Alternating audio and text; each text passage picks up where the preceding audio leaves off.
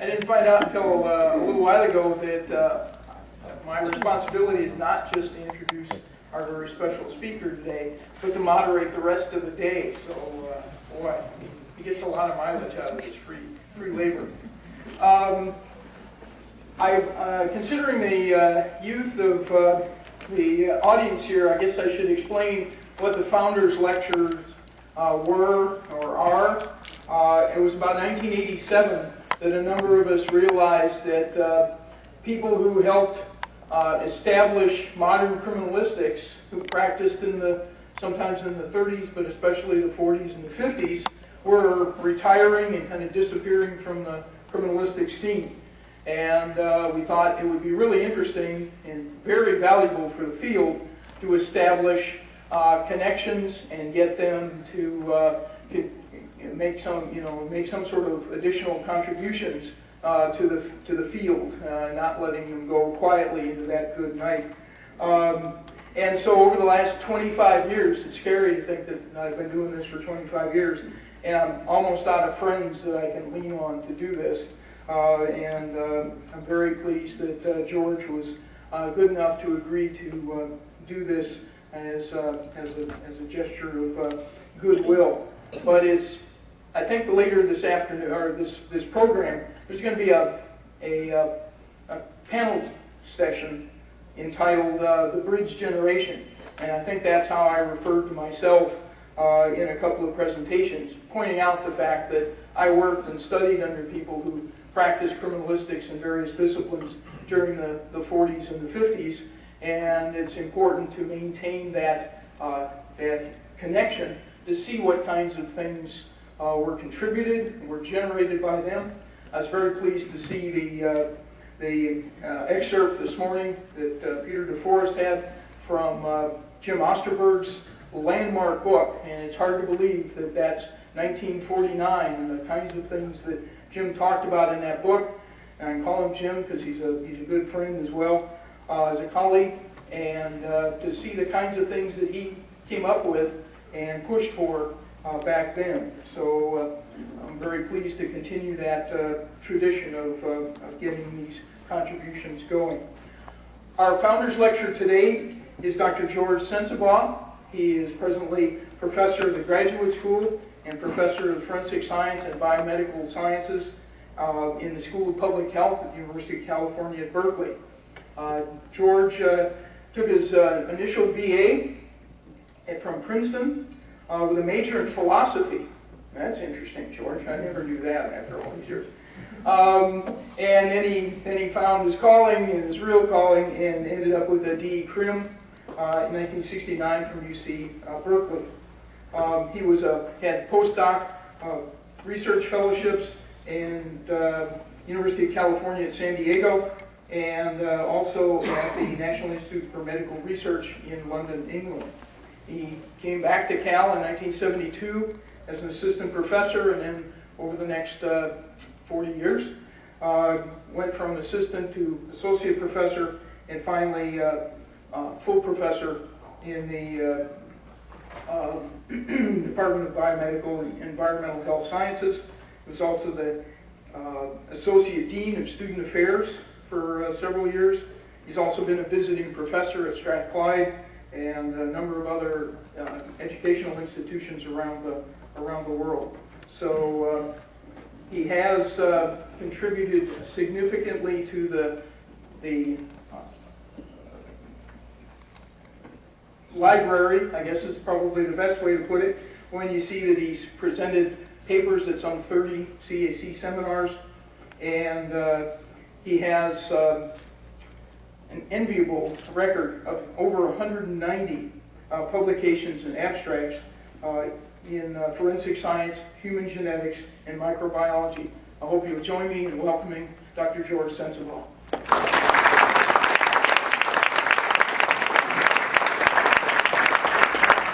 Thank you very much, John.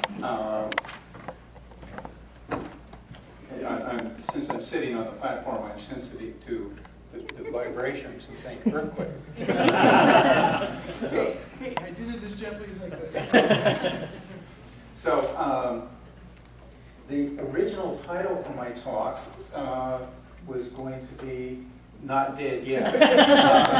This is based upon something that happened to me about 10 years ago. I was visiting the Bud Stubert's lab in Miami, and the Metro Dade Forensic Laboratory. And he introduced me to a couple of young women, and they said, "Oh, we know who you are. We've been reading your papers. They were published a long time ago. We thought you were dead." So I want to assure you that I'm not dead yet. Now, this was supposed to be an animation, but it didn't work on this computer. So I do now have my hair back, and I've cut my fingernails since the picture was taken. So the title of my talk is The Challenge of Academic Forensic Science. It is going to be in many ways complementary to the talk that Pete DeForest gave this morning, except from a different angle. I'm looking at it from the standpoint of how to build and maintain an academic program in forensic science. So let me begin talking about some historical situations in which an academic presence was determined to be an essential step towards establishing professional legitimacy, and both of these are from the early 20th century. The first one was the establishment of forensic medicine. This was in Germany. I don't expect you to be able to read the entire text.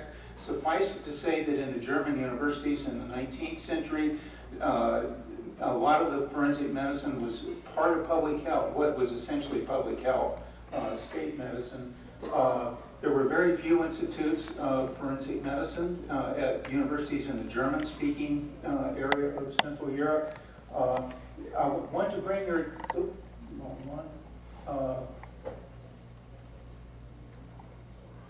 I want to bring to your attention this statement made by Bill Roth sometime before 1894, presumably.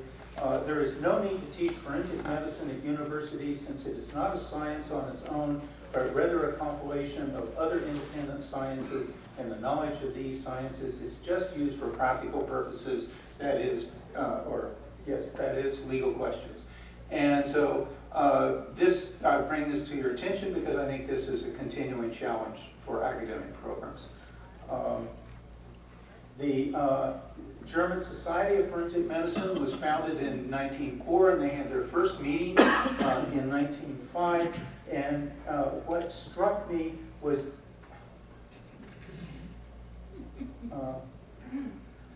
this statement from Fritz Strassmann in the opening speech: "Nothing will serve to raise our professional standing, will more serve to raise our professional standing than the increase in our scientific output." And I think that holds true for academic programs today as well as then. Once the society was formed, they lobbied heavily for forensic medicine being included in the medical exams of the day, and by 1930 there were institutes of forensic medicine at some 25 universities in the German-speaking region of Europe. So they were to some degree successful, but the key to it, to getting these programs established, was that they had attained the academic, the development of these programs gave them the academic legitimacy that they were seeking. The other example I want to give is far more local. This is the situation with August Vollmer and the development of the professionalized police. He wrote this in 1917, that police prior to 1900 were brutes. They were political appointees. They had no training. They solved crimes by third degree, using the third degree to get confessions, regardless of whatever evidence might exist, and if there was any exonerating evidence, they simply ignored it. He considered a school for special training of police officers to be a requirement of the times. This now written in 1917, but they in fact established a training program for the Berkeley police in 1907 or 1908 or so. Yeah, 1907.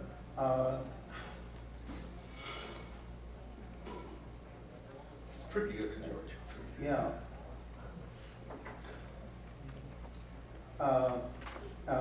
And they used UC faculty as instructors in that course.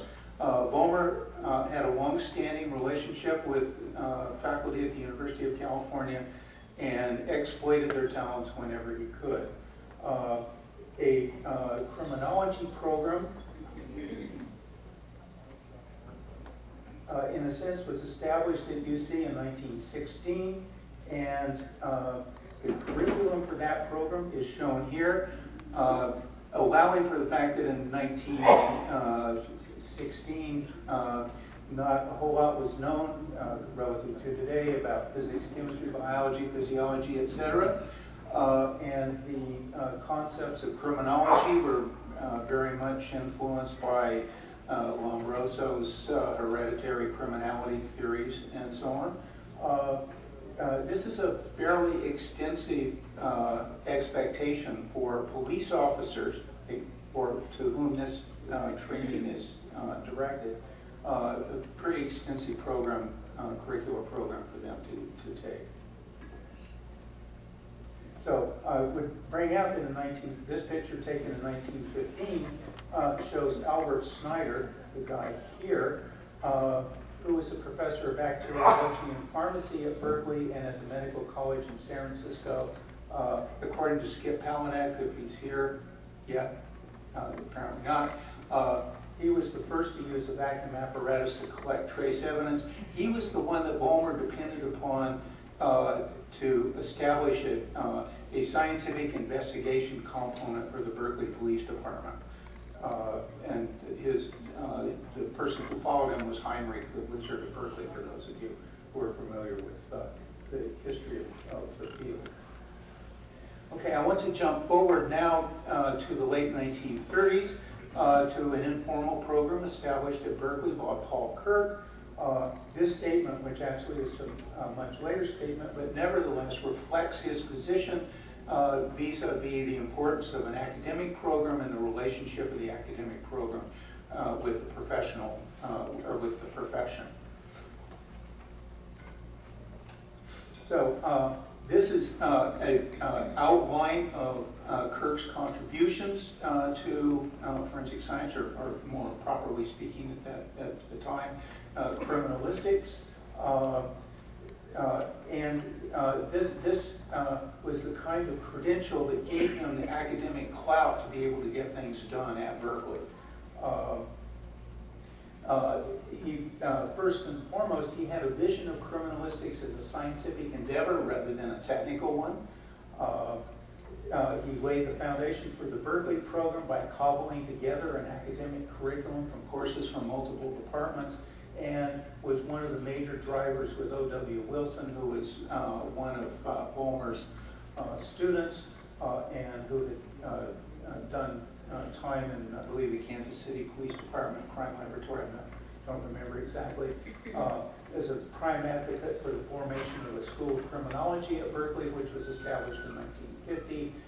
And I was told by some friends of mine in the biochemistry department who overlapped with Kirk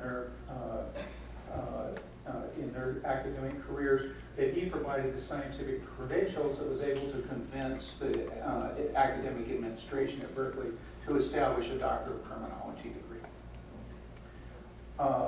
He wrote the first text defining the use of science in crime investigation, although I guess Osterberg's comes before, but I don't think Osterberg's is, as I recall it, doesn't have quite the same level of approach that Kirk did. He introduced the term criminalistics to the general scientific community by writing papers in general scientific journals. He wrote an article on criminalistics for Science in 1963, I think.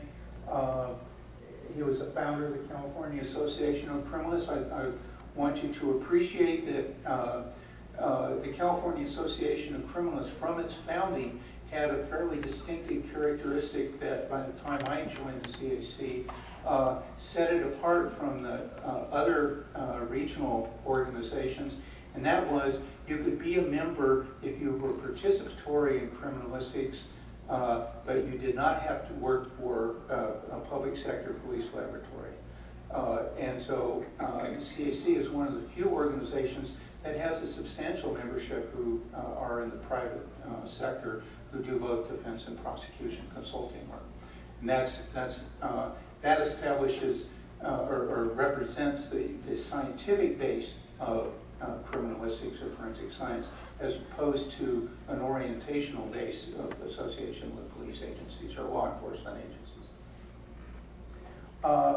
He was a prolific researcher with a lot of publications in general science journals as well as specialty journals.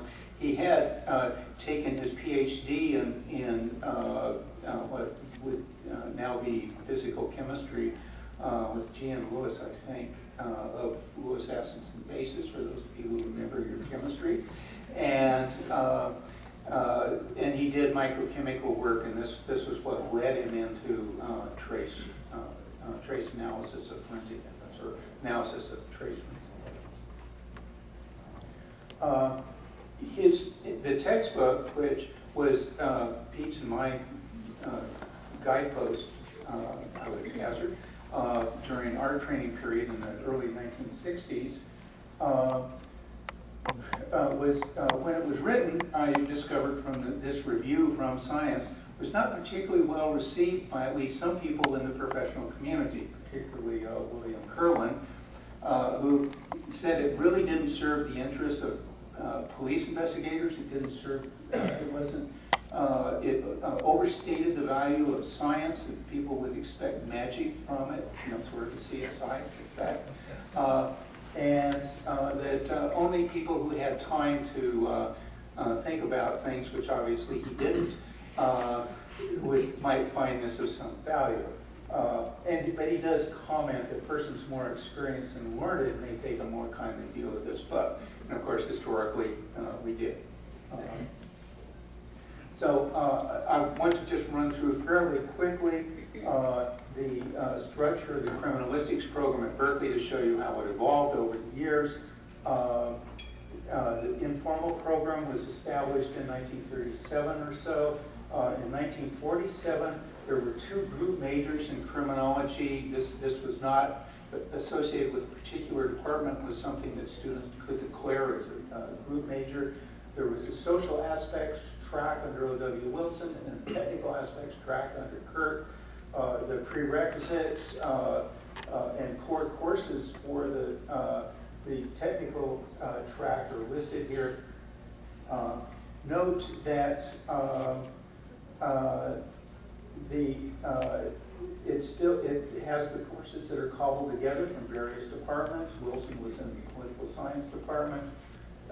I didn't have, was not able to get a title from 1947 on the psychology course, and Kurt's courses were taught in Greenberg's biochemistry department. This was the program as it was originally established. In 1950, the School of Criminology was formed, and what was interesting is that all students who were majoring in criminology in the School of Criminology had to take these courses as prerequisites, a certain amount of science, particularly math, physiology, and psychology, and then courses in now with all criminology numbers, crime investigation, psychological aspects of crime, police administration, personal identification, physical evidence, and legal medicine and toxicology.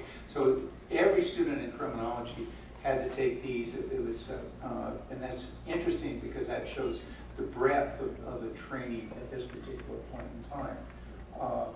And then students who were doing the criminalistics track had obviously more science courses to take, more core science courses to take, did include organic chemistry for whoever made the comment that organic chemistry would be dropped from some curriculum.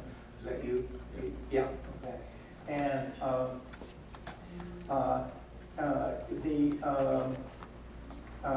it did require still the biochemistry 103 from the biochemistry department, but otherwise Kirk was teaching the microcrim lab. Legal relations and criminology was essentially law of evidence and procedure. Culprit, I think, was an LDA in Alameda County. I'm not sure of that, but the name vaguely rings a bell. Wood was important, and the optics and microscopy was one of the cores of the course. We learned more because this was pretty much the curriculum that we took in the early to mid '60s. We learned a great deal about using a microscope and the basic principles of optics and microscopy. By 1975, Kirk died in 1970. John Thornton had taken over the course, and I joined the curriculum in 1972. So with regard to the general majors in criminology, there's a major change. They required no prerequisites. So there was no base knowledge that was expected of the students who were doing the general major in criminology.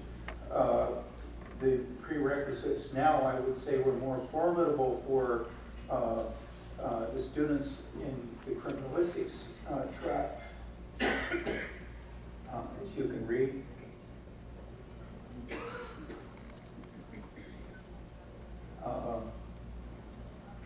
For the life of me, I was listed as teaching forensic microanalysis, and I haven't a clue what it was I was teaching at that time. Anyway, you can see that it was a fairly substantial curriculum. I've used 1975 as to list the curriculum because this was the last year of the School of Criminology, 1975-76. From an academic standpoint, it is interesting to think about the reasons why the School of Criminology closed. And there are several different factors. The school had developed a reputation for radical criminology. Radical criminology employed a lot of the rather explosive rhetoric of the late 60s and early 70s, and that alienated faculty from other departments and parts of the university administration. You don't score a point by calling the university administration fascist. Remember that, important lesson, interpersonal relations. It lost the support of the professional community. Police departments even take more umbrage at being called fascist. And given all the upheaval involved with the civil rights movement through the 60s and into the 70s, and with the anti-war Vietnam demonstrations, the police were heavy-handed, but it was okay to maybe suggest that sort of voice, but it was not good from a professional standpoint.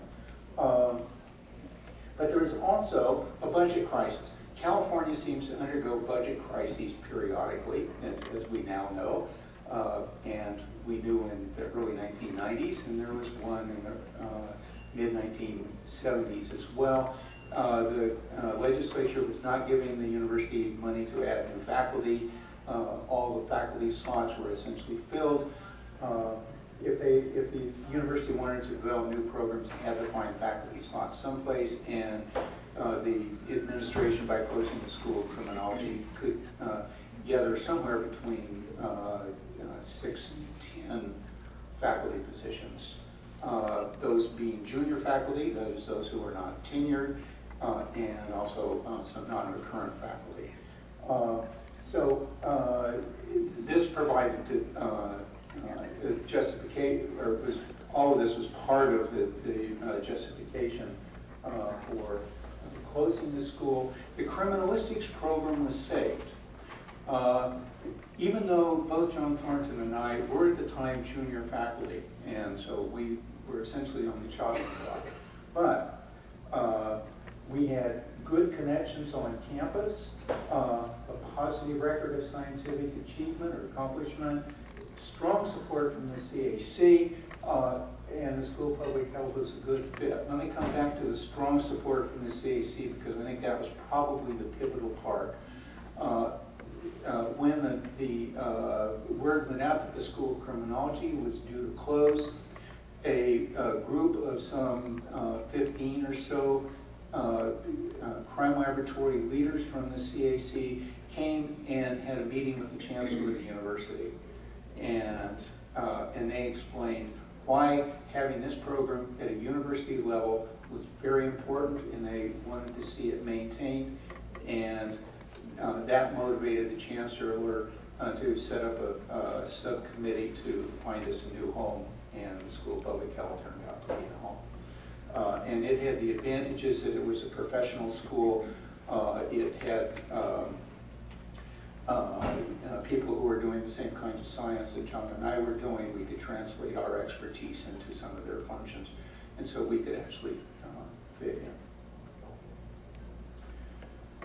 However, during the next major budget crisis, or maybe two budget crises down the road, there was the crisis that ultimately ended the MPH program, the Master of Public Health program, in the School of Public Health at Berkeley. The cutbacks we thought at the time were really draconian. Faculty and staff were cut back by about 25%. There was an early retirement incentive program that caused a lot of faculty to take early retirements, basically transferring their salaries off of the university budget and onto the retirement system, even though many of them continued to participate in academic affairs. And the staff cutbacks were more substantial than the faculty cutbacks because faculty positions are pretty much locked in. And so when you have so much money in discretionary spending and the portion that's academic faculty are fixed, the only place that you can cut is staff. And so this is when we started learning how to type for ourselves and do secretarial work and other sorts of things.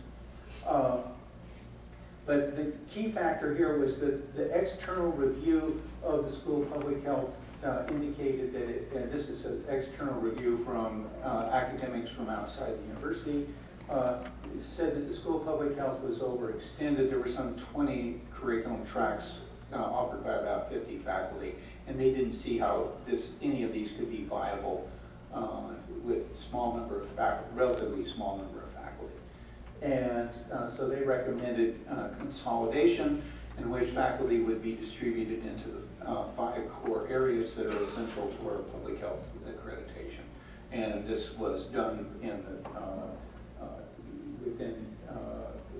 between 93 and 94 or so, and the last Berkeley class was 1995. The internal campus review reached the same conclusions.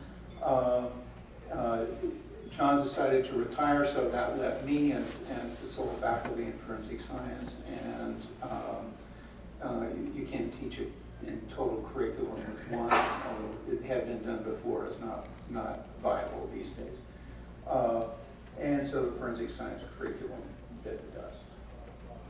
Okay, so here are some of the lessons that I have learned, at least over some 50 years, and actually since my father was an academic, something on the order of 70 years of academic experience, since I used to hear him kvetch about the problems that he was having. That it's not enough for an academic program to simply serve the interests of a profession. The program must also be sustainable, and the academic setting is very competitive. It must establish its relevance in the broader scientific community. And that means that, and I'll come back to this later, it needs to respond to Bill this challenge. It needs to maintain solid relations with its professional constituency. The support of the CAC during the closure of the School of Criminology was essential, as I said, and that is something that is important. Interesting, there was also strong support for the program during the 1995 period, both by the CAC and by the District Attorneys Association. But then the economic pressures were too great, and that support was strong, but could not overwhelm the prevailing pressures. It has to be competitive for extramural support, particularly at a campus like Berkeley and the other UC campuses. If you can't bring in some bucks to help support your program, then people begin to wonder about you, unless you're in the humanities where there's no expectation of that. But in the sciences there is. Sciences are simply more expensive to teach than humanities courses. The truth of the matter is we teach fewer courses per faculty member than they do in the humanities. And we have laboratories, and laboratories are terribly expensive to teach. So you have to be competitive for extramural support. You can't be a drain on the fiscal resources, or you start looking for other positions. And as the faculty of one showed, you have to maintain critical mass. If you don't have critical mass, you can't provide the kind of education and service that's needed. Okay, so here are what I consider to be the academic challenges of the 21st century, sorry. The first couple of these, I think, are fairly straightforward. They've been part of the academic challenges all along. But to solidify the scientific foundations of the field, that follows as much as anything from the NRC report, and to enhance the credibility of the field, and this is the point at which I'll finish up the talk. And these conditions interplay with those factors that are involved in sustaining an academic program in an academic setting. So let me do a quick run through. This is sort of repetitive of what Pete talked about this morning, although with less detail. Over the last 50 years, which is the time that both of us have been more or less involved in this endeavor, there have been significant advances in knowledge and technology, DNA being but one example, computational power, and other things. The analytical chemistry armamentarium is now just incredible. There's the development and implementation of various databases, again, DNA and the firearms and fingerprints databases, and there are limited developments of other databases.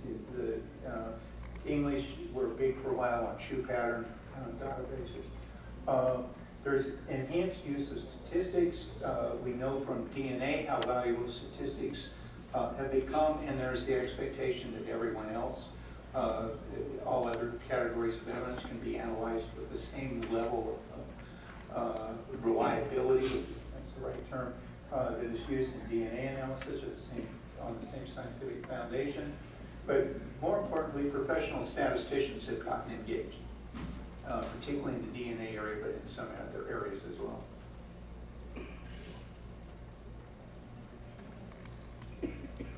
And there has been much more internationalization here in the forensic area, as there has been in all other aspects of our lives.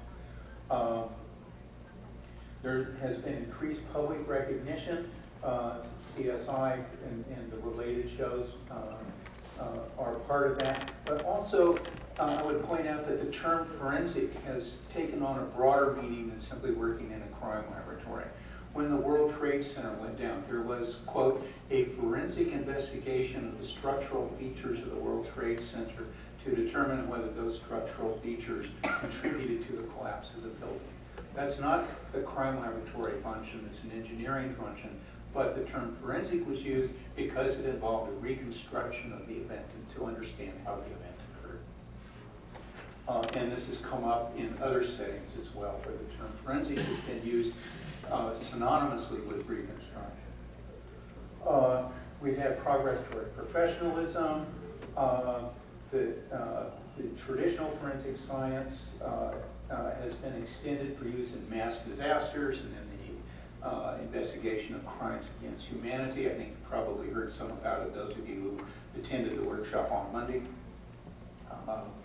But there's also been increased scrutiny by the legal system. Daubert is in part to try to limit the admissibility of junk science. DNA evidence, when it was first introduced, was subjected to tremendous challenges, and this really led in great part to the formation of the first NRC committee on DNA technology. But once all of those issues were settled, it becomes a gold standard against which other kinds of evidence are held. But there have also been a number of problems that have come to light. The problems were revealed in the DNA exonerations, the confirmation bias studies, case backlogs. Why can't forensic science get its act together? There were economic and regulatory pressures, emphasis on the bang for a buck evidence, protocol-driven analyses, black box technologies. A lot of the technology that is used in the crime laboratory, you have no idea what's going on inside those instruments. I can tell you from work I did with Rich Matthews in our chemistry department on capillary electrophoresis systems, what the signals that are detected really look like. What you see in those nice clean profiles is a considerable massage of the raw data, the raw signal. There are silos of expertise. By this I mean people who work in one area don't communicate with people who work in other areas. There's a diminished input into the investigative function, and this was one of the major points that Pete was making this morning. Basically, the police don't really call upon forensic science except when they want something done. They don't engage forensic science in investigating functions. Forensic science is beginning in some areas, and particularly in the UK, to be treated as a commodity, something that can be subjected to market functions, subject to market forces, not as a public good, which is inherent to the good administration of justice. And the NRC Council report I don't have to elaborate on for you. Okay, so here are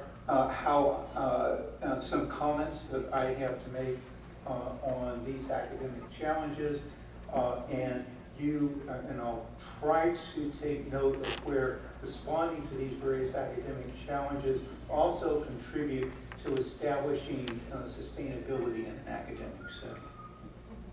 So build a vision. I would hazard that this is as good a vision for an academic program as one can have.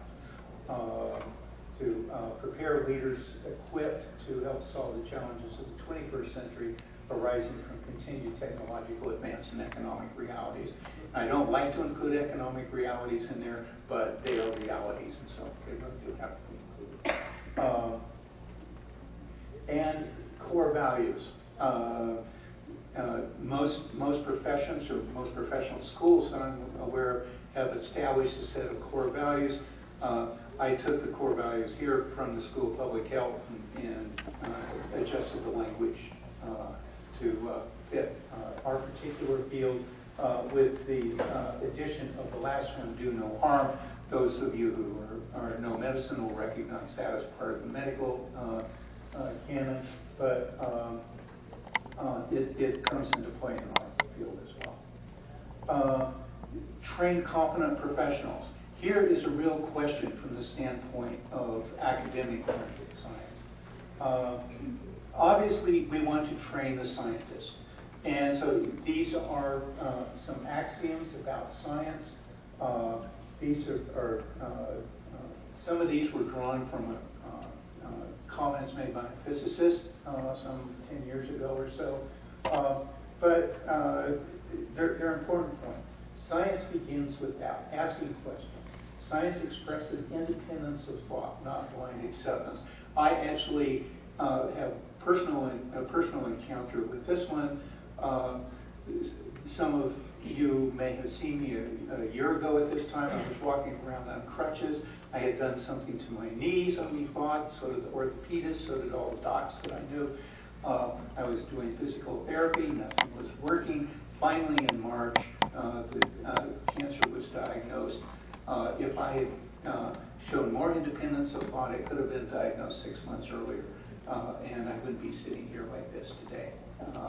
The problem being not simply that there was a cancer, but that I fractured the bone at the site of the cancer. And so everything is having to repair itself. So I would like to think even those of us who are well trained to think about problems in terms independently can sometimes be caught up in holding on to particular thoughts without subjecting them to doubt. Science advances through testing of hypotheses through experiment and observation, and rejecting ideas that don't fit, that don't test out. This, I think, is a very important concept. A willingness to change position when confronted with new evidence. This is something that should be one of the hallmarks of science and sets science apart from most other endeavors of life, I think. Thrives on a free flow of information.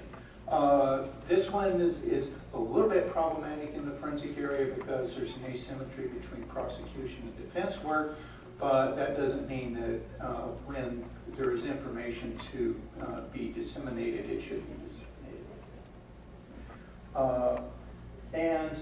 Science is universal. Scientific truths do not cross or change when one crosses borders. The physicist who wrote this was Chinese. He was arguing against Chinese science as opposed to Western science, but I would shift this to a more immediate concern within forensic science. There is not one truth for the prosecution and another truth for the defense. If it's science, there is a truth, and part of the function is to find it. But where, in the current scheme of things, where does the scientist fit in?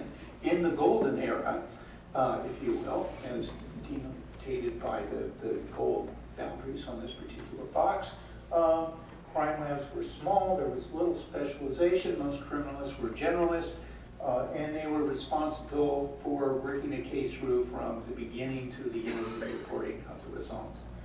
Things have changed, particularly in the 1970s. There's been an expansion of the crime laboratories, both in number and also in the size of the laboratories. Specialization has increased, fueled by the advance of knowledge and advances in technology, and the responsibility for the integration of evidentiary findings, that is, who determines what is to be done, and putting together the story of how it all fits together has become more diffuse. It's not clear who actually is responsible for that in some laboratories.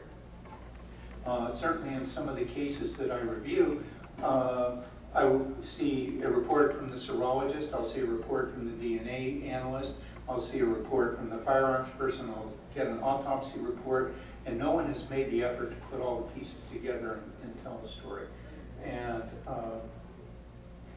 that's a real concern. It's an abdication of what we think that the science should be about.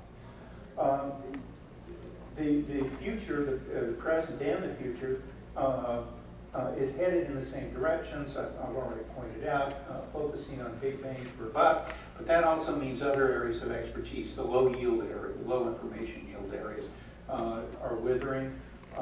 When some people die off, that may be the end of real expertise in those areas. Specialization has been fixed not only by advances in knowledge and technology, but it's endorsed by standardization, accreditation, and certification. If you think about that, those programs have really fixed into place the specialization that we impart to crime. There's a greater dependence on high throughput technologies. This is an economic issue. but much of this is black box. I already commented on that. And now, very often, we don't know who's responsible for anything other than getting a particular analysis done. This may be somewhat overstating the case, but it's where we are headed. Okay. So here are some of the consequences of those trends. You've heard of something about all of them already, but protocol-driven analyses undermine critical thinking. You have a hammer, you see all your, look only for the nails that you can hit, you don't look for other things. We are increasingly moving towards smart technologies that claim to interpret the evidence and to put evidence together. Probably this is more in the DNA area than in others, but it will come with smart technologies, if you will. We are relying upon QA quality control, accreditation, and certification as guarantors of a quality work product. This is a particular concern. We don't measure the work product in terms of what it actually says. We did everything right, therefore our output must be right. Pete commented upon this morning also. Lack of information flow, diminished input into investigative function, diminished integration into reconstruction, which I'll come back to, and the commodity issue. Is this what we want for the future? Pete's whole talk addressed that point, pretty much. But from an academic standpoint, what are the scientists that we train going to be doing? What are we preparing them for in terms of the future? And that's a much harder call. I hate to think of giving someone a degree in which they have advanced training in some particular area, and they're going to go to work in a crime laboratory and stand in front of a machine and make sure that the robot keeps everything in an orderly fashion. Nothing fills the mind like doing the kind thing. So who do we train and what do we train for? This is an open question. I don't really have an answer. So advance the capabilities for the analysis and interpretation of evidence, and here I'll simply look back to my own area. When I was a graduate student in the late 1960s, we knew that DNA contained the code for the information of life. We knew what the code was, how to translate it into protein. And so we imagined that there would be something that we imagined would be something rather like a gas chromatograph, that they could read a DNA sequence, be able to give us an identification of the individual from whom that DNA originated, and a half-resolution image of the parents.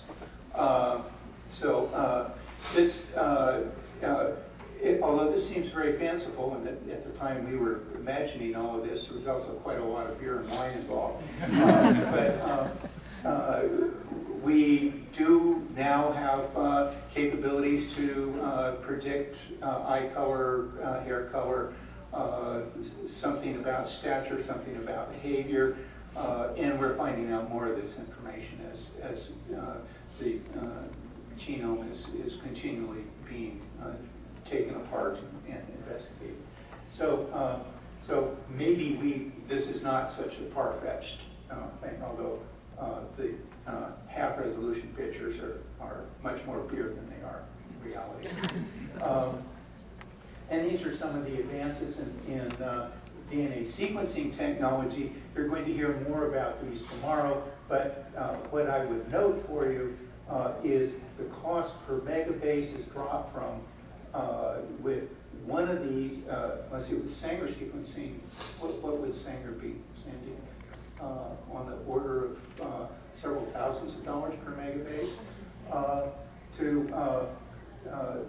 from several thousands with Sanger down to the tens, down to cents per megabase.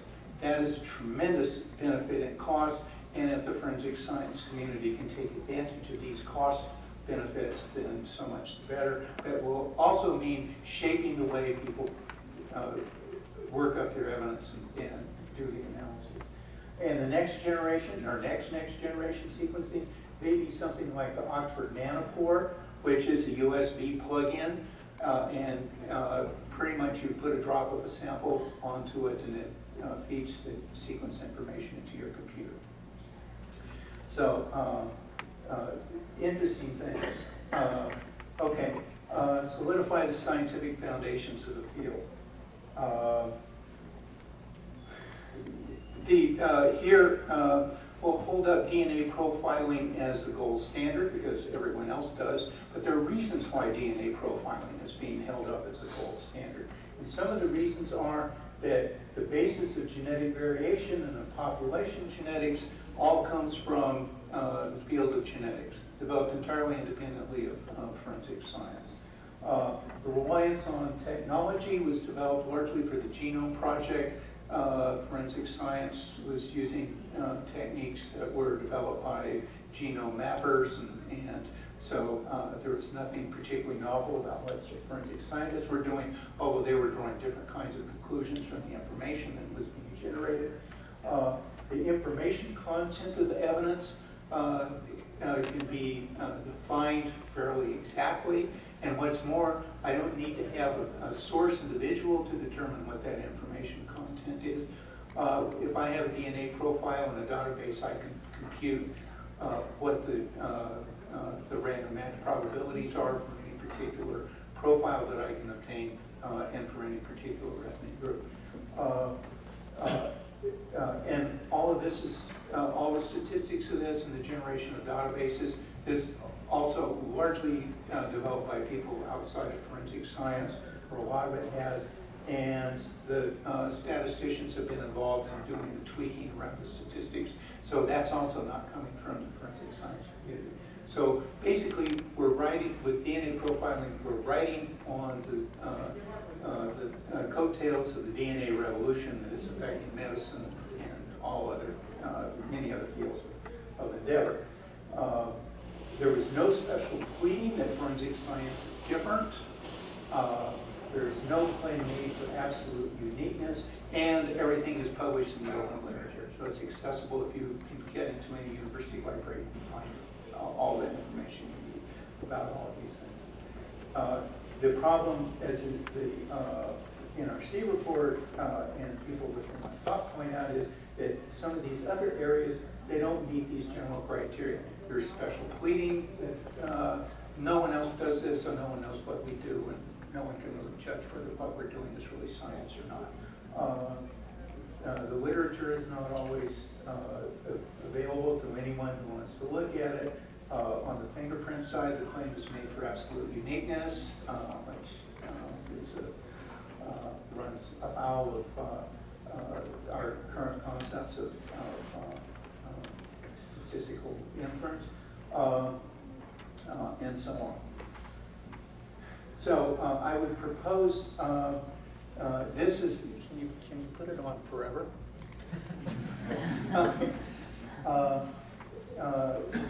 This is a model for fingerprint research that is based upon the biology of fingerprint formation. This is the pattern formation on fingerprints is essentially a problem in developmental biology. And so if you can work with developmental biologists, you could find out, or try to find out at least, what the basis of the genetic variability is. How much of it is self-generating pattern formation, which is the basic structure of fingerprints, and how much of it is the result of random interactions as the fingerprint patterns expand during development. And we simply don't know that from a developmental biology standpoint. But this would be important to know. We need to know more about independent and dependent variables. Stone and Thornton made an interesting start on this 30 years ago or so, but to the best of my knowledge, and I'm not a fingerprint person, so I don't track this literature, to the best of my knowledge, it hasn't really been followed up on. But I do remember things like, if you have a bifurcation here, you'll be about 3 ridges away before you see another minutia. And that's important information to know. That helps establish the kind of information value of a particular fingerprint pattern. It would be nice to have a technology for indexing patterns of variation. and particularly being able to develop schemes for measuring information content without reference to the possible origin. In other words, it would be nice to be able to say, I have this fingerprint, parts of it are smudged here, but I can make out these minutiae, and based upon these minutiae, there is some degree of probability that I would find this replicated in some other fingerprint. And so I could distinguish between high content fingerprints, low content fingerprints. And then when I do the comparison, I can say I predicted all of this before I did any comparison. Now that I've done the comparison, my predictions are sustained. That would be a useful argument for the legal profession in its own right. One of the key points of this is that most of these aims require collaboration with other members of the academic community. So here we begin to get into how to establish one's relevance within the within the academic community, how to embed yourself within the program within the academic community. If the academic program is totally isolated, standalone, it's a rabbit in an open field with a hunter all around it.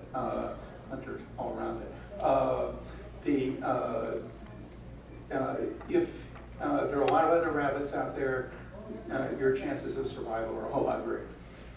That's about as far as that metaphor can be. Another area is establishing a foundation for the scientific reconstruction of past events. I would argue that, and have for my entire career, I guess, pretty much is in academia, that the central purpose of forensic science is a reconstruction of the who, what, when, where, and how of events using the tools of science and the logic of inquiry. And the logic drives the use of the tool. If science is a systematic endeavor to gain an understanding of how the world works based on observation, hypothesis formation, and experiment, then forensic science should be in a systematic endeavor to gain an understanding of how an event of particular legal interest happens based upon observation, hypothesis formation, and experiment. My students for the last 20 some odd years have seen this slide, so quite and as pointed out earlier, there are a lot of times when scientific reconstruction is important, other than simply reconstructing events involving criminal or civilly relevant legal activity.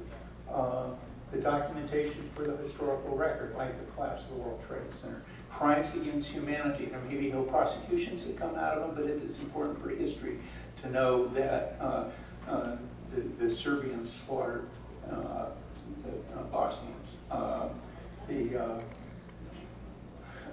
There are events of public concern, the Columbia Shuttle disaster being one such. Epidemiological investigations. The SARS outbreak was discovered when it was an actual outbreak, and they were able, by using epidemiological methods, to trace it back historically to probably where it started in China. And then, as Pete pointed out, there are basic sciences that have a historical component, and I list two of the three that Pete listed. I think in astrophysics, we're predicting what happened millions and billions of years ago based upon what we're observing in galaxies far, far away. And so, what is the basis for doing scientific reconstructions? What are the limits to scientific reconstruction? When does reconstruction become speculation and is no longer scientific? And I think these are important questions for students in the field to get some answer for. I think it's a good exercise that will engage other members of the scientific community as well. And so now for Jennifer, who made reference to this in a thing. Is Jennifer here? Jennifer Mahovich? Well, she's not. So suffice it to say, consider this scenario that over the course of the 21st century, there's volcanic activity that varies in the northern hemisphere under ash. Very little survives above the ash, and most of it's in ruins. In the year 4022, some point in the far distant future, an archaeologist named Howard Carson, working at the Tutankhamun site, falls into a shaft and discovers the opening to a chamber. He probes further and finds an inner chamber, a sacred chariot, from which he learns about the burial rites of the primitive culture. And here is his reconstruction of the sacred burial chamber. Okay, now,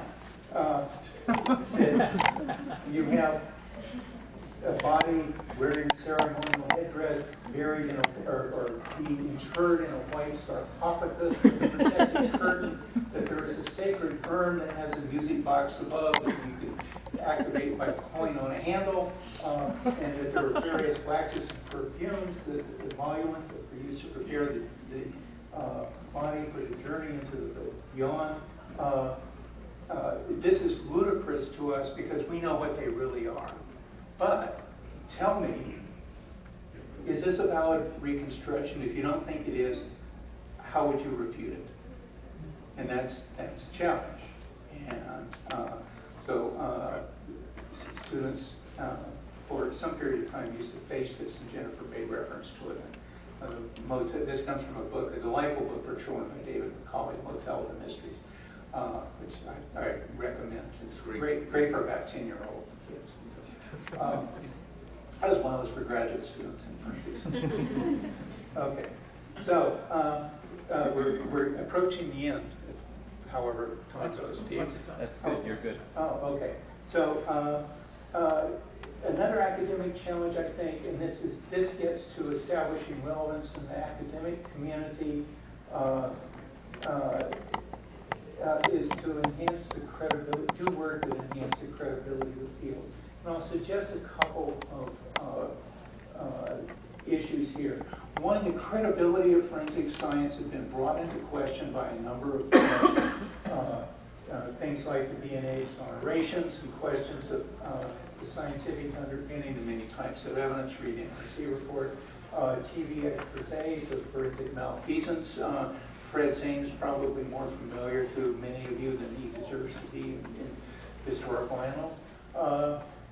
Unresolved backlogs, studies and confirmation bias. As Greg Matheson pointed out this morning, these represent a fairly small fraction of the total casework that is being done. But that any of it is being done puts a potential blot on the credibility of the field. And I'll just make reference, some of you may have seen within the last few weeks a paper in the Proceedings of the National Academy of Sciences about scientific malfeasance in publication. In looking at cases of retracted papers, the retracted papers were less than 0.01% of the total output of biological publication.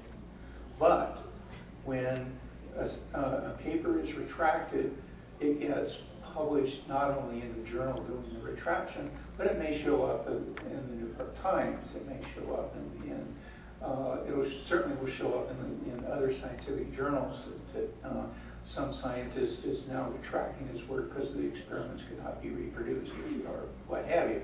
So this challenges the credibility of science in general, that there are papers that are being retracted because people believe that science is infallible, not a human endeavor. So some amount of the retractions are due to error, but some of the retractions are due to malfeasance. And so particularly Ferry Fang at the University of Washington has been harping on this for several years now. So